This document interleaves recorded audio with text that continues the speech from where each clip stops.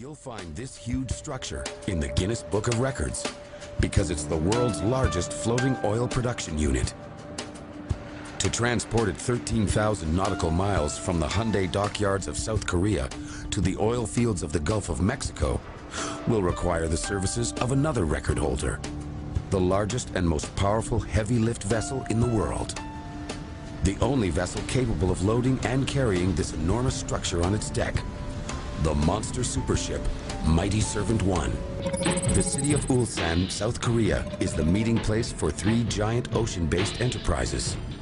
Hyundai, the world's largest shipyards.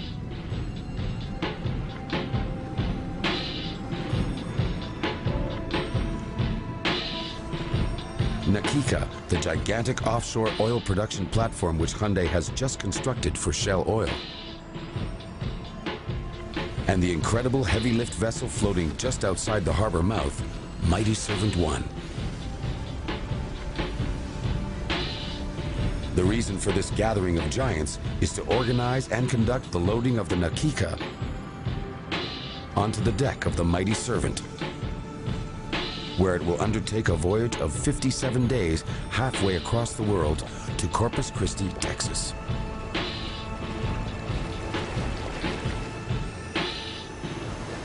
The man in charge of this mammoth undertaking is former tugboat captain and loading supervisor Fritz Barendrecht.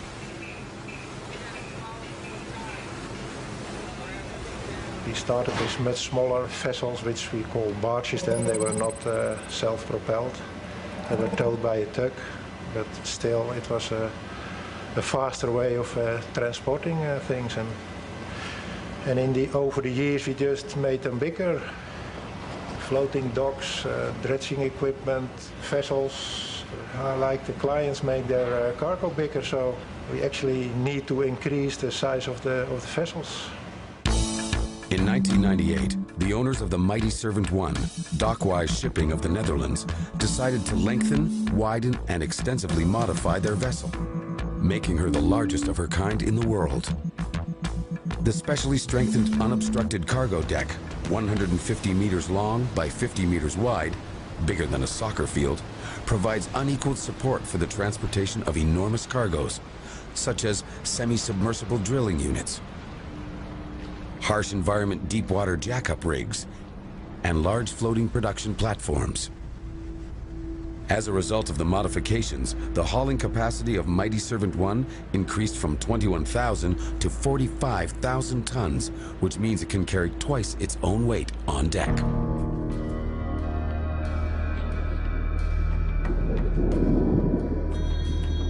Propelling the Mighty Servant 1 takes a lot of horsepower. 20,000 horsepower to be exact, from two main engines. But because the engines are located in the front section of the ship and their propellers are at the back, more than 500 feet away, it's not possible to have a conventional propeller shaft. So the diesel power is converted to electricity and sent via cable to 4 electric engines in the stern. All of which means she can move extremely heavy cargoes in one piece, in one go. They want to transport bigger units, bigger drill sections, and well, you try to figure out how to transport it, and at a certain point the ship is just not even big enough. Sitting in dry dock, Nakika occupies a space equal to the parking lots of many suburban shopping centers, a whopping 6,400 square meters.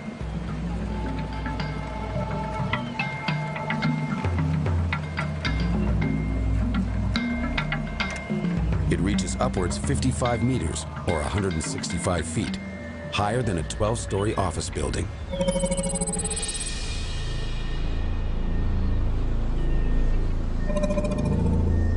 But there is a problem. This enormous structure is actually wider than the deck of Mighty Servant 1. It will overhang both sides of the ship and will sag somewhat. This will cause extra stress. Stress that could compromise the ship's stability.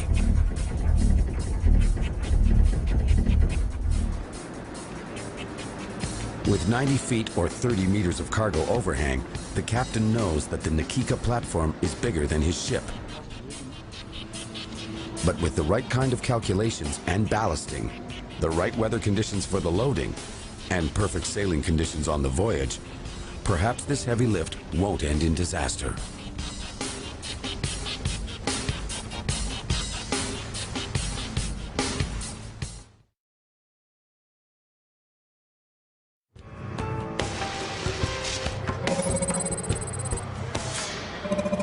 At the Hyundai Dockyard in South Korea, the world's biggest floating oil production platform has been loaded on a barge and will be towed out to the mouth of Ulsan Harbor, where it will board the largest heavy lift vessel in the world for a trip to the Gulf of Mexico.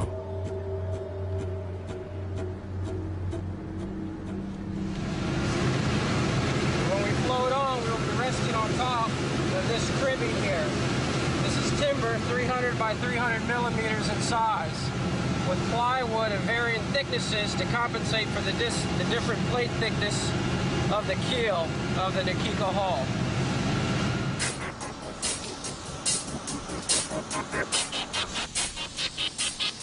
On the Mighty Servant's huge deck, the engineers of Hyundai and Shell Oil have designed a cribbing structure to support the Na Kika. Well, the cribbing acts like a cushion between the cargo and the deck.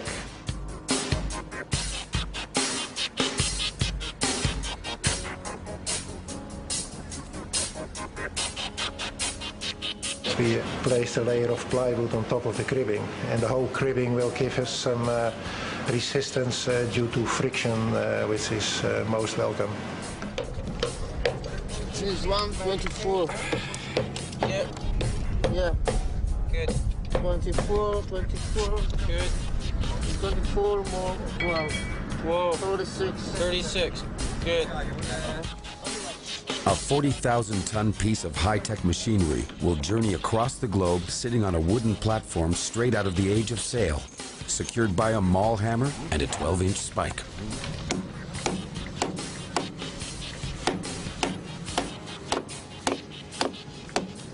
This is the layout of the Na Kika hull on board the Mighty Servant. This is the bow, the stern, and we're going to be positioning the hull against these two guideposts during the float-on operation.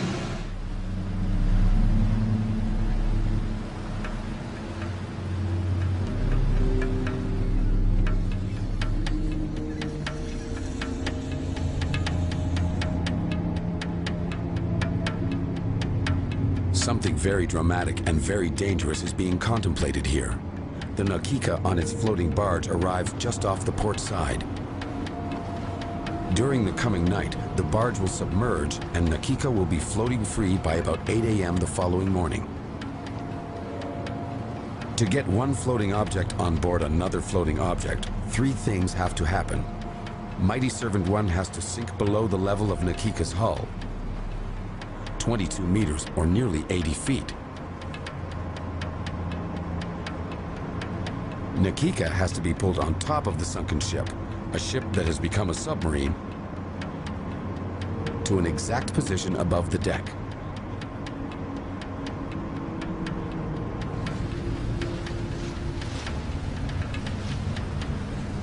Finally, Mighty Servant 1 has to rise up, lifting Na Kika completely out of the water. Nearly the whole ship is covered by ballast tanks, only the front down in the accommodation, the engine rooms, the rest is all ballast tanks, and of course some fuel. And we have a lot of ballast, and the ship was widened, and there we have extra tanks installed, otherwise we cannot submerge sufficiently. By carefully pumping seawater into its 50 ballast tanks, beginning at the stern and slowly moving forward, the Mighty Servant can sink below the surface. Depending on the draft of the vessel or platform coming aboard, a depth of a few meters or as much as 24 meters or nearly 80 feet can be achieved. That's an incredible 77,000 tons of water. In this position, the ship is highly unstable, and a miscalculation of the ballasting process could have disastrous consequences. You see, when the ship is ballasted down, you have only the accommodation sticking out of the water and two small part of the casings at the stern. And that's all the ship you have at that moment. The rest is underwater, it's nothing, like a submarine. And that's dangerous. Okay, hopefully tomorrow morning we start loading the Nakika, which is that ugly thing that's just next to us.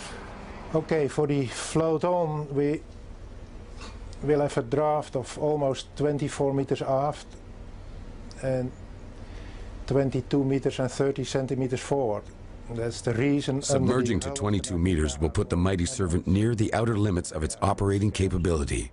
There will be very little margin for movement, from wind, waves, currents, or swells. The Loadmaster has calculated precisely the balance point, the center of gravity of the Nakika, as it rests on the cribbing and overhangs both sides of the deck. The maximum margin for error is about 12 centimeters or 6 inches. With 4 tugs steadying the Nakika and winch lines made fast to the Mighty Servant, a 5th tug will sail across the deck, pulling the giant oil platform into place.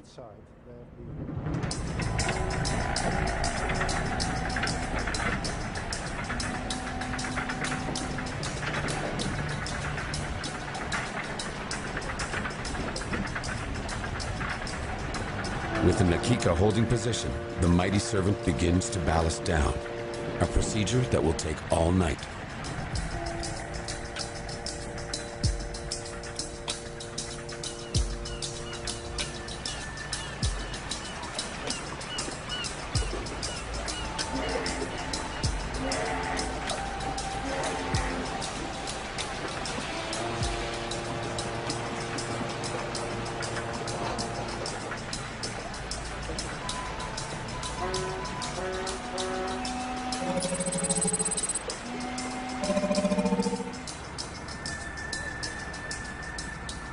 Most of the mass of the Mighty Servant 1 is below the surface.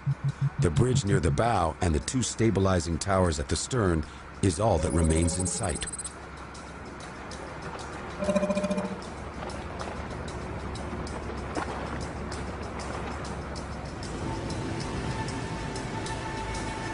Second mate Helena Lannertink takes a group of engineers across to the Nakika, where Loadmaster Fritz Barendrecht has been waiting since dawn. Helena is a native of Rotterdam and is one of 2 female crew members aboard Mighty Servant 1. She has been a sailor since her teens and would like to someday command one of the big Dockwise heavy lift vessels. During the loading operation, float on, I am operating the workboat. And when everybody is settled in position and the cargo is coming near the ship, I sail out the steel wires which connects the Mighty Servant 1 to the cargo and which we will use to bring it in position. Okay, stop maar even, Nico. Ron.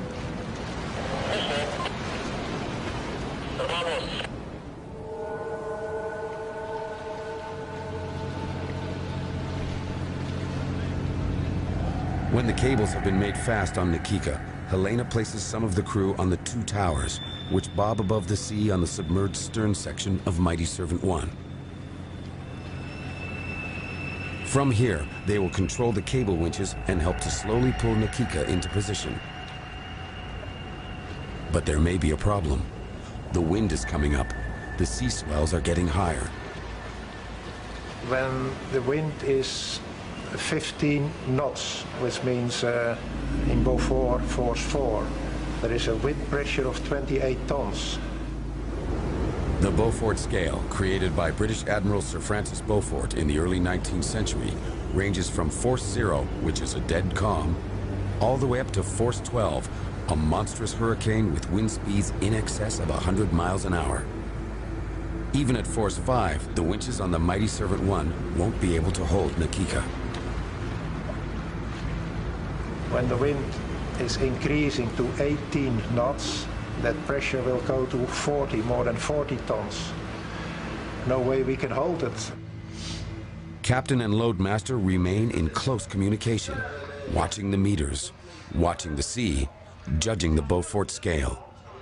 The wind must be less than 15 knots. The sea swells must be less than 1 meter. The Shell engineers are anxious to get the show on the road.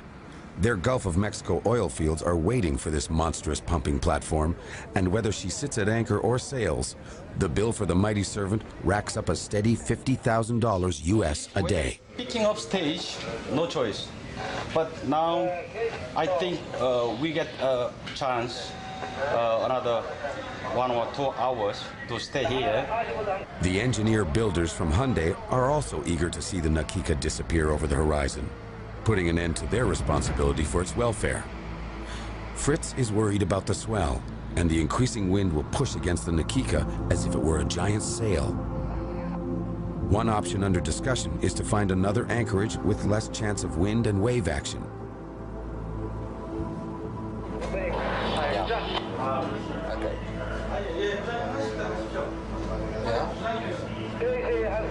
Trouble is, that location may also turn risky.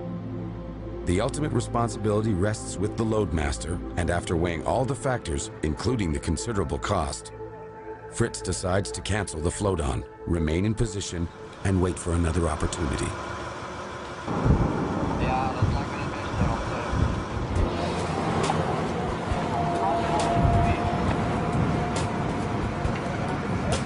The tugs will take Na Kika back into harbor under tow. And Mighty Servant will return to the surface. The only thing left to do is pray to the dragon gods that guard Ulsan Harbor for better weather.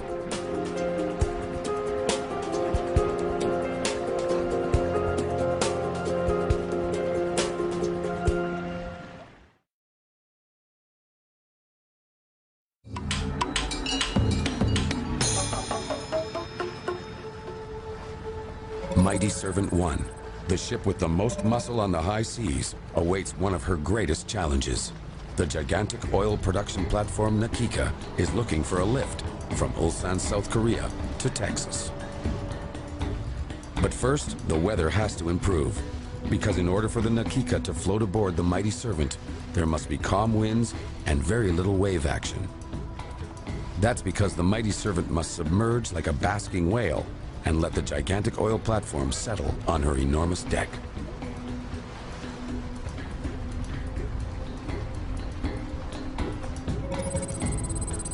The weather remains bad. On board Mighty Servant 1, the crew work at routine maintenance duties, repairing a generator, checking on the condition of the engine cylinders.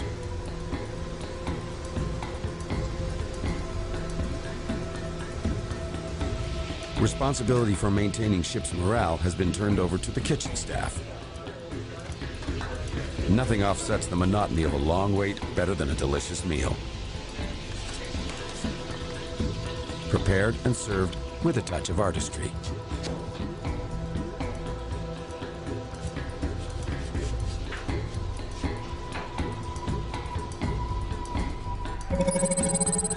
Six days on standby, watching the waves and the shoreline.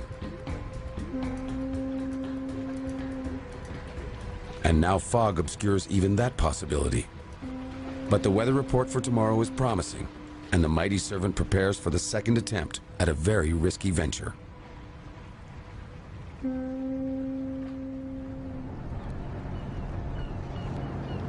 Day 7 dawns fair, so the float-on process begins again.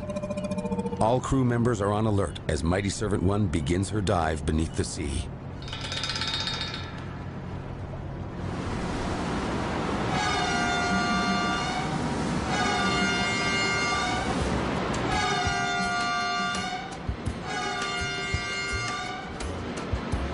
The mighty ballast pumps can move up to 8,000 tons of water an hour, and the pressurized air in the tank sprays out like a spouting humpback.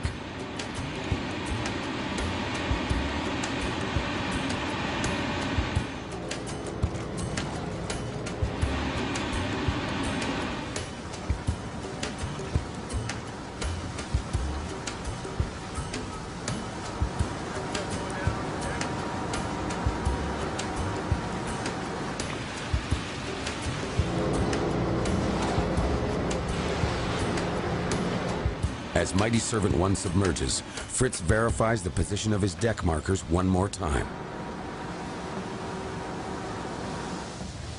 Inches and centimeters will soon mean a lot to the safety of the ship. Well, I'm doing the ballasting from here, and the submerging you have to do carefully, but that goes in 3 to 4 hours. Depends on how deep you have to go.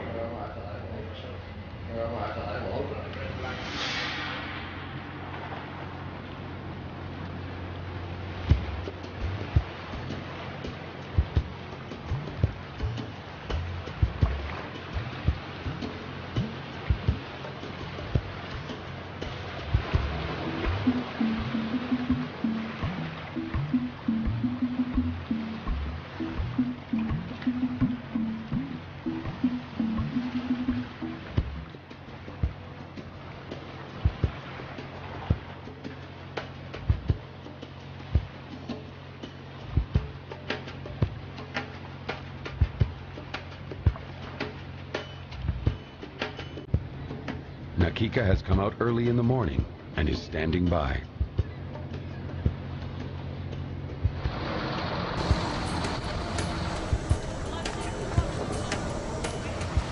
Fritz sets out for the Nakika. The swell is barely within loading limits, but the clients and the builders are insisting on another try.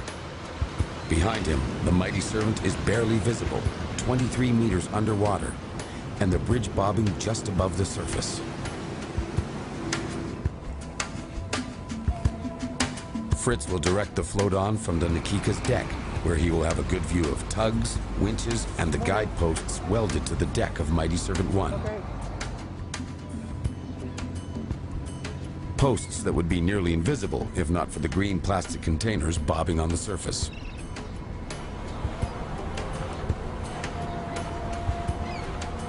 With the lines in place, the tugs begin to draw Nakika in. Kijk uit voor jezelf.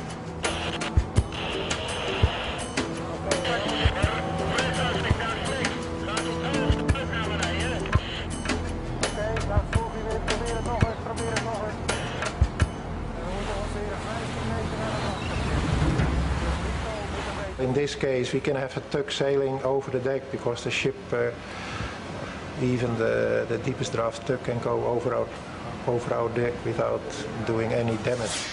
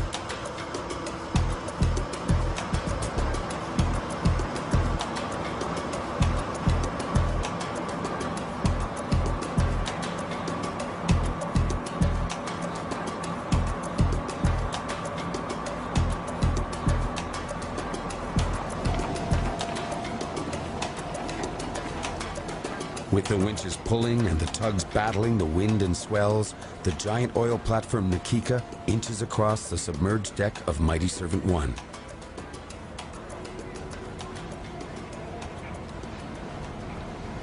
One of the tugs will remain in position until the Nakika comes to rest on the cribbing.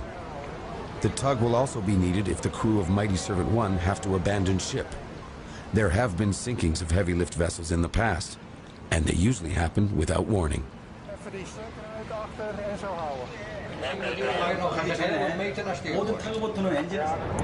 Stuur wordt achter ook de slek uit. Ja, die draad gaat goed.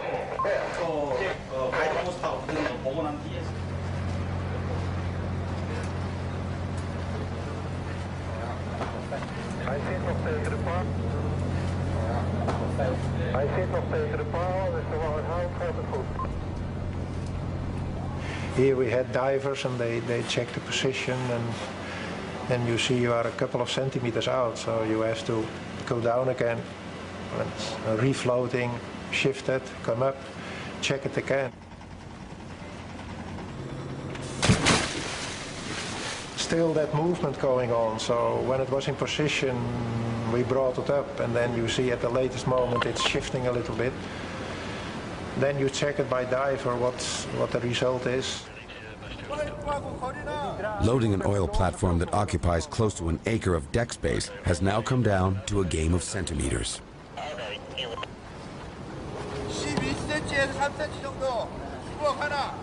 Okay. 10 centimeter. Yeah. 7 centimeter. Yeah. 3 centimeter. Okay. Now we are touching. Can the diver check again? I just want to see.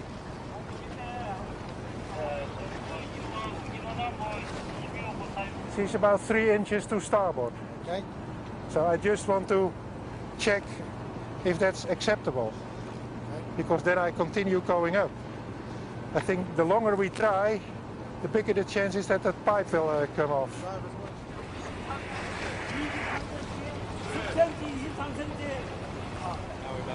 And I pull another line on this one and make it tight. With the ship and its cargo both bobbing and weaving like two gigantic sumo wrestlers looking for an opening, the Nakika doesn't seem able to line up properly with the deck markers. Fritz directs Mighty Servant 1, asking for tiny movements to counteract the growing swell.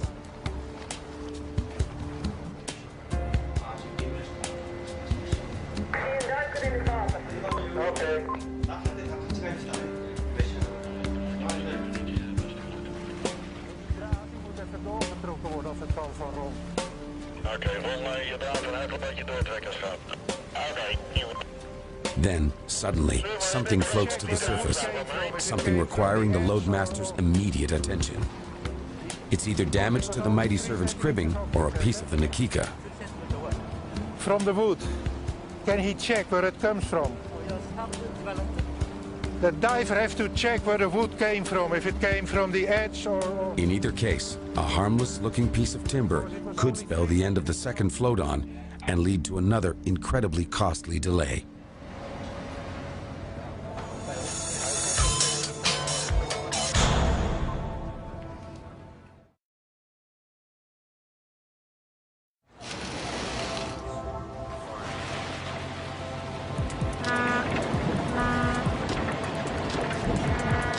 As the semi-submersible oil platform Nakika was carefully floating over the deck of the submerged heavy lift vessel Mighty Servant 1, something snapped, alarming the crews, owners, managers, and insurers.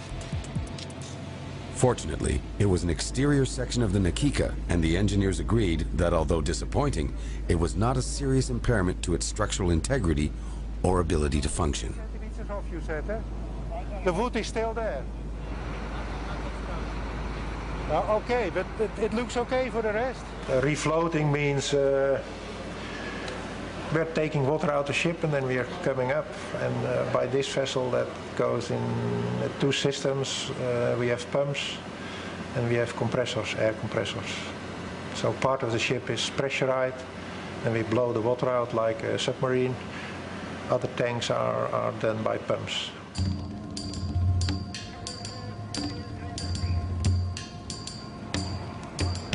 Coming to the surface with an additional 40,000 tons settling onto the deck requires a delicate touch.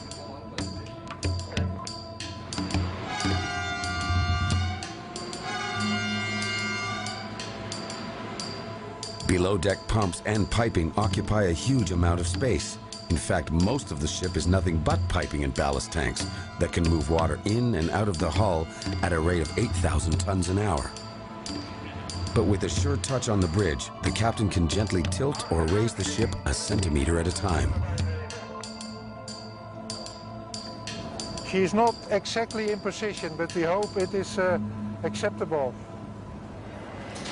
With all the adjusting and little things before you really start the full deballast, make about 12 hours. We'll see you out here tonight, or are you going to get some rest? I'm going to stay here. Oh, okay, yeah. We'll see you tonight. We'll get out at night or 10.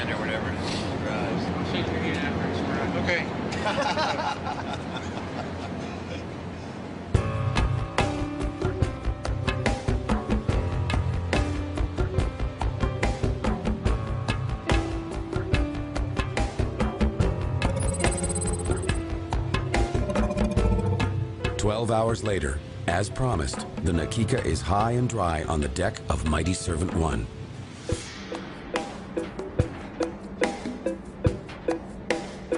Early the next morning, Fritz walks to the stern through the tunnel which runs the length of the ship.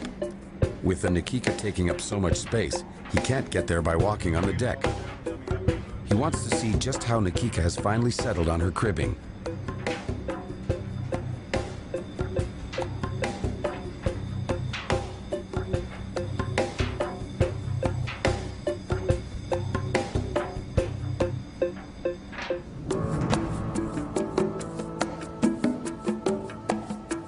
Fritz and the first officer also inspect the underside of Na Kika to see if all the anodes are safe.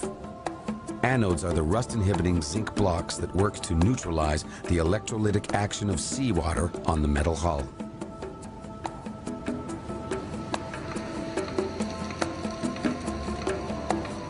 It is remarkable to think that in a structure which is more than 80 meters wide, the final margin of error was only 75 millimeters off the original center mark, or about 3 inches over a 240-foot span.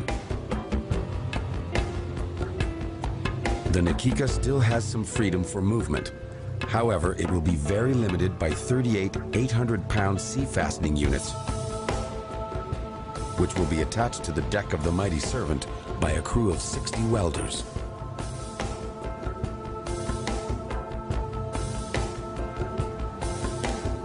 From our office, we have planned the position and the strength needed for the sea fastening.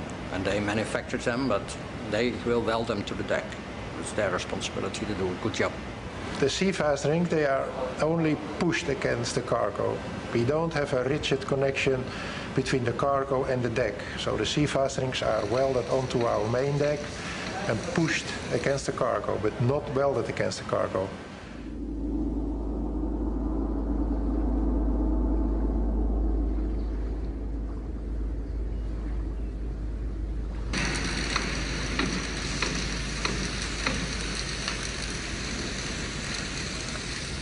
Welding the sea fasteners directly to the Na Kika's hull is out of the question.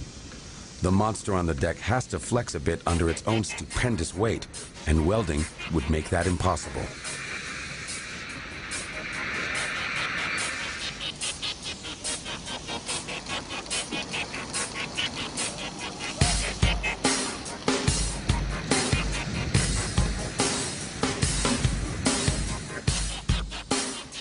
Power for the welding machines is provided by the Mighty Servant's own electrical generating plant, delivering 440 volts at 60 cycles, enough for 25 welding machines. When all the welds have been completed, the warranty surveyor, acting for the insurance company, will do a random check of the welds. If they pass this quality control test, a certificate of approval will be issued. The Dockwise company agent will then receive clearance to move the cargo out. And then we set sail for Texas.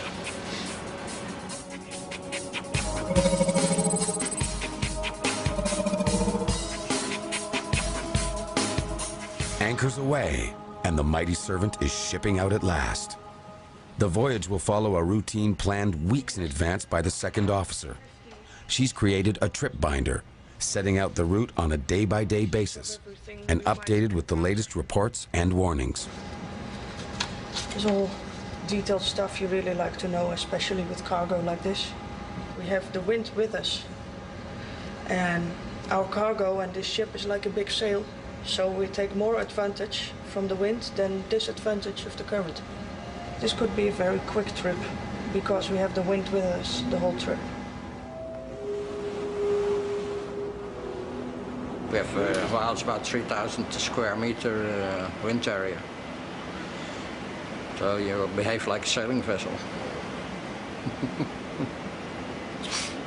And a sailing vessel is not rolling either, so we are not rolling, only pitching. And pitching is not good for the cargo, so we don't pitch, we change course. The course to Texas will have a lot of zigs and zags, like a wartime merchantman avoiding U-boats. But the possibility of destruction isn't from sources hidden in the ocean. It's from the enormous and potentially unstable 40,000 tons of steel ready to crash forward if the ship pitches too severely, or flip over like a monster turtle if it begins to roll.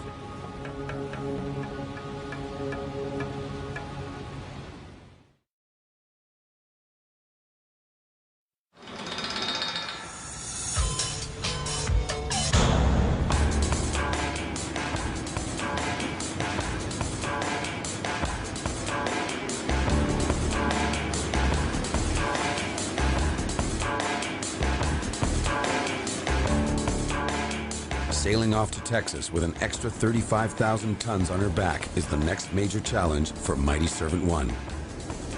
Following a route approved by the captain, the client, and the insurer.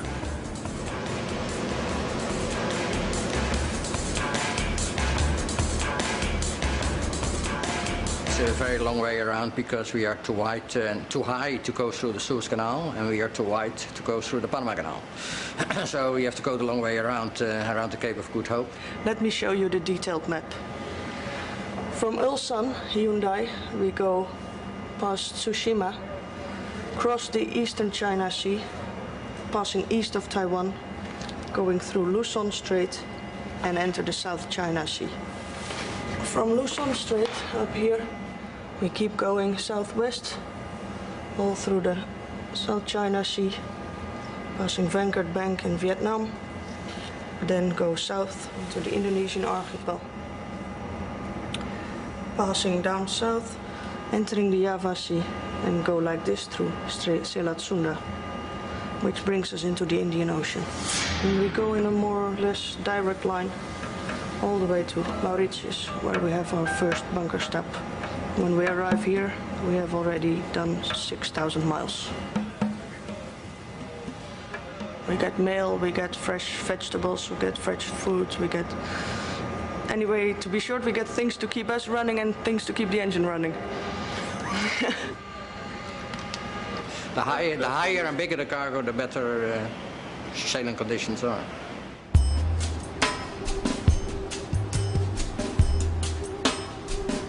With the cargo reaching far above the deck and catching the wind, the Mighty Servant reacts like a sailboat, leaning instead of rolling, tilted to one side hour after hour like a giant sailboat on a broad reach. With the added assistance of the wind, the Mighty Servant 1 will do a steady 12 knots.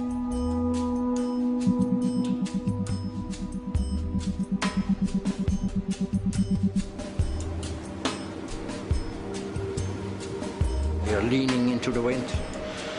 You take sometimes, with the lighter ships, you take some ballast in just to keep it in the right direction. Day after day, the Mighty Servant 1 plows on through the most inhospitable waters on Earth. Too big to enter most harbors, but stocked with enough fuel to stay at sea for nearly 2 months.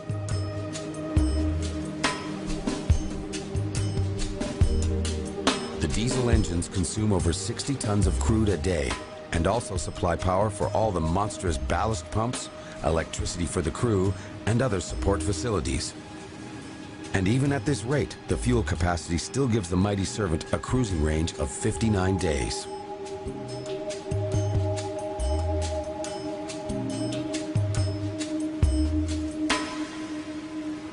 There are navigational dangers and hazards. There are pirates in the area. All things you have to take care of.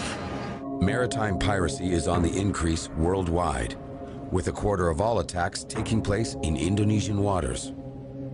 The pirates in their powerful motorboats swoop in after dark, firing harpoons at their victim ship and climbing up ropes onto the deck. To date, 20 crew members have been killed and 40 have been reported missing. Lumbering along at 12 knots, the Mighty Servant 1 may present an easy target.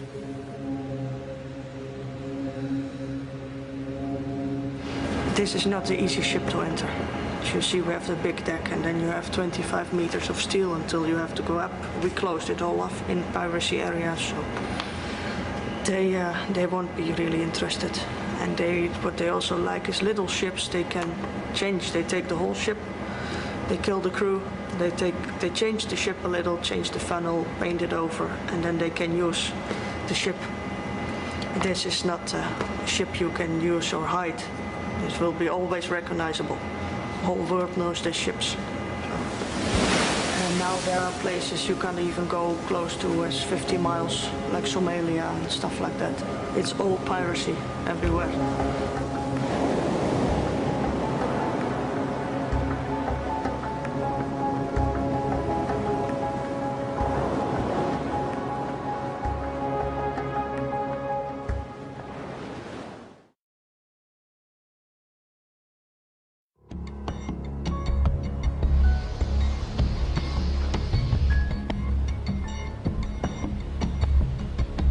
After a 57-day voyage, the Mighty Servant 1 arrives at Corpus Christi, Texas.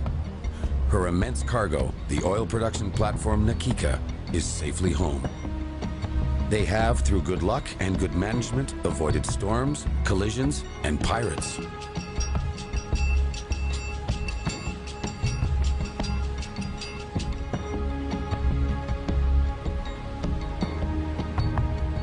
The channel the Na Kika must navigate in order to reach the dock is very narrow, and because of her ability to trap wind and act like a giant sail, the captain will wait for calm weather before he ventures any closer. When we are over the limit of the wind, and the wind's coming in the wrong direction, we don't go in anyway. Then we wait for better weather, like we did yesterday. We stayed outside because the wind was not favorable.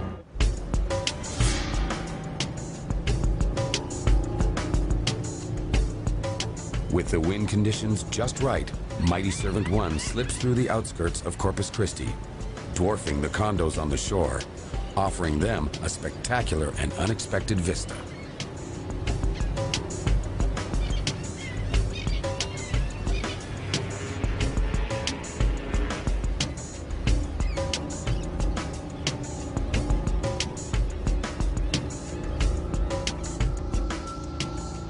The Kiewit Offshore Services Yard will be the Na Kika's home for the next 55 days.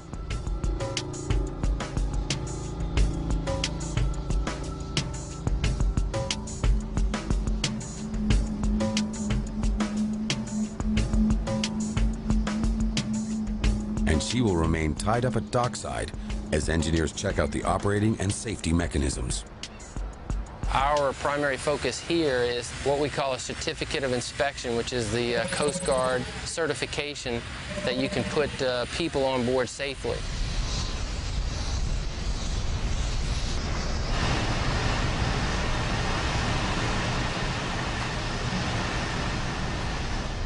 The proud owners of the Na Kika can't wait to get their new platform into production.